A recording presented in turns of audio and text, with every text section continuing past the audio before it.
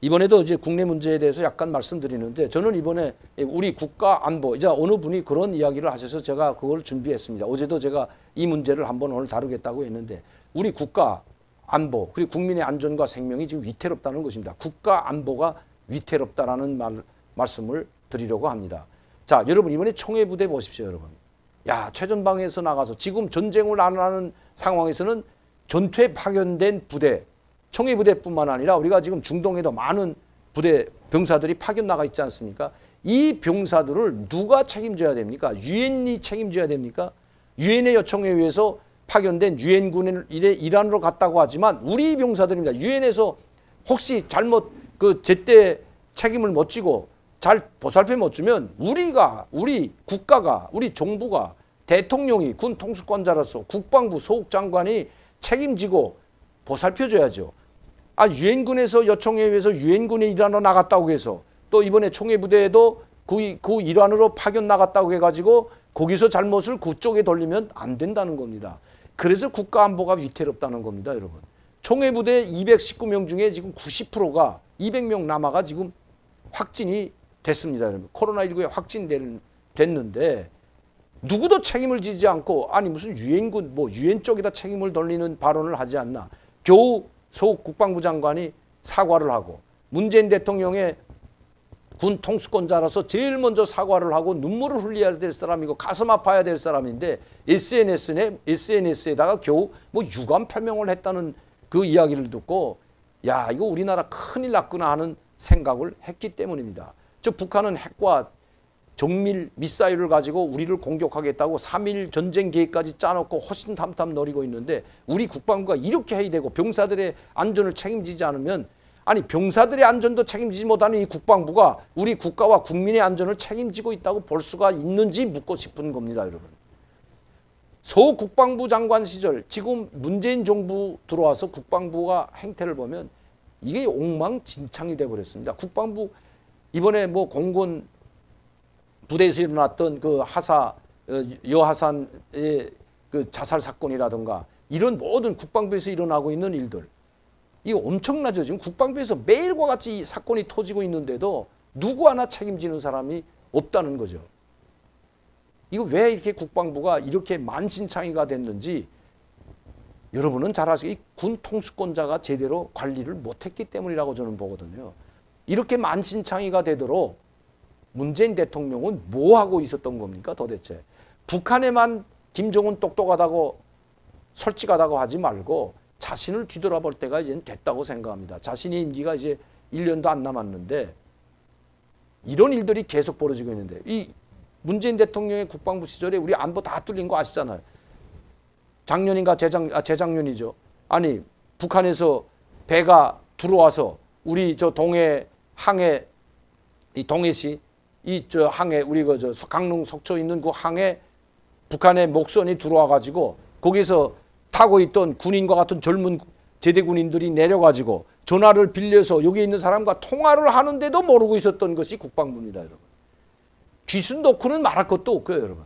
이게 지금 이 문재인 정부 시절에 들어와서 문재인 정부 때 일어나고 있는 이 국방부의 일들을 하나하나 보게 되면 이게 도대체 있을 수 없는 일들이 계속해서 일어나고 있는데도 불구하고 누구 하나 책임을 지려고 하지 않습니다. 그러니 국가 안보와 국민의 안전과 생명이 어떻게 안전하다고 할 수가 있겠습니까, 여러분? 오직 문재인 대통령 그리고 국방부는 이 문재인 정부 어떻게 문재인 이 대통령 기간 문재인 정부 기간에 국방부를 그냥 군대를 해체하지 못해서 안달아 하는 이 정부. 여러분 멀쩡한 기갑사단 그다음에 국군 27사단과 같은 이 사단들을 모조리 해체시키고 2025년까지 해체 기간까지 봐 10만 명을 감축하겠다고 하고 기계화 사단과 종해병사들 다 감축해버리고 최전방에 나와서 싸우는 이 청해부대와 같은 또 이 중동에 파견된 이 병사들의 건강과 안전은 전혀 나몰라라 하고 어떻게 이런 일이 벌어질 수가 있는지 이러고도 국가의 안보와 국민의 생명과 안전을 책임지고 있다고 말할 수 있는지 저는 청와대에 묻고 싶고 대통령에게 묻고 싶은 것입니다. 또 국방부 장관에게도 묻고 싶은 것입니다. 여러분 저는 이번 한 사건을 통해서 이 청해부대 사건과 또 다른 하나 사건이 터졌죠. 천안함 사건 정중사 그분이 46명이 산화할 때 우리의 경계 임무를 수행하다 올해 폭침에 북한 오래종에 의해서 폭침당했죠. 46명이 전사했습니다. 여러분.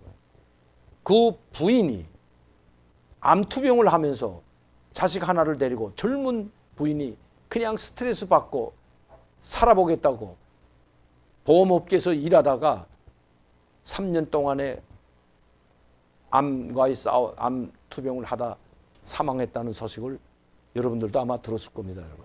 저는 세월호하고 비교하자는 것이 아닙니다. 여러분. 국가와 국민의 안전을 지키다가 전사한 이 중사 46명 중에 한 분이죠. 전 대좌죠. 전 함장님이 눈물을 흘리면서 SNS에 글을 올리지 않았다면 우리는 또 이것을 잊고 지나갔을 겁니다. 우리는 잃지 몰라도 정부나 국방부는 잊어서는 안 되죠. 특히 소 국방장관.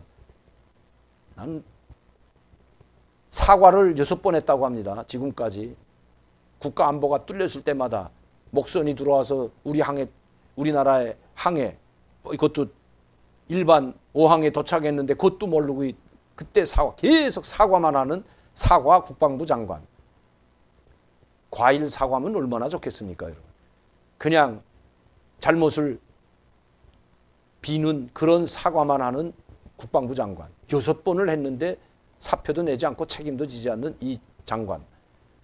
누가 이런 장관 밑에서 목숨을 걸고 싸우겠습니까, 여러분? 누가, 어느 병사가, 어느 장교가 이 국방장관을 믿고 이 문재인과 같은 최고 통수권자를 믿고 목숨을 걸고 싸우겠습니까? 내가 목숨을 걸고 나가 전선에 나가다 싸우다 전사하면 나에게는 국방부가 있고 국방부 장관이 있고 최고 통수권자인 대통령이 있다.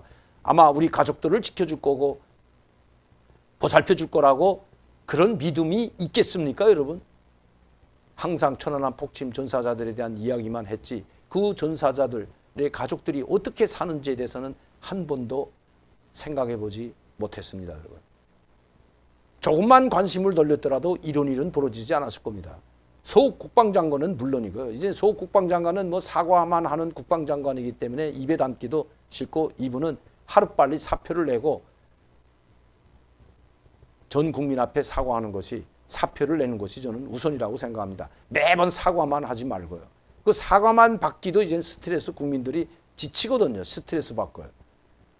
사과도 한두 번이지 어떻게 국방장관이 돼서 6번의 사과를 할 수가 있는 아마 신기록을 세운 국방장관이 될 것 같습니다. 여러분. 국가 안보가 위태롭게 만든 그 책임에서 문재인 대통령이나 국방부 장관은 책임을 결코 면할 수가 없다는 것입니다. 이 국가 안보는 어느 한 사람에 의해서 이루어지지는 결코 않습니다. 우리 국민들이 모두가 국가 안보에 관심이 돌릴 때 대한민국이 지켜질 수 있다는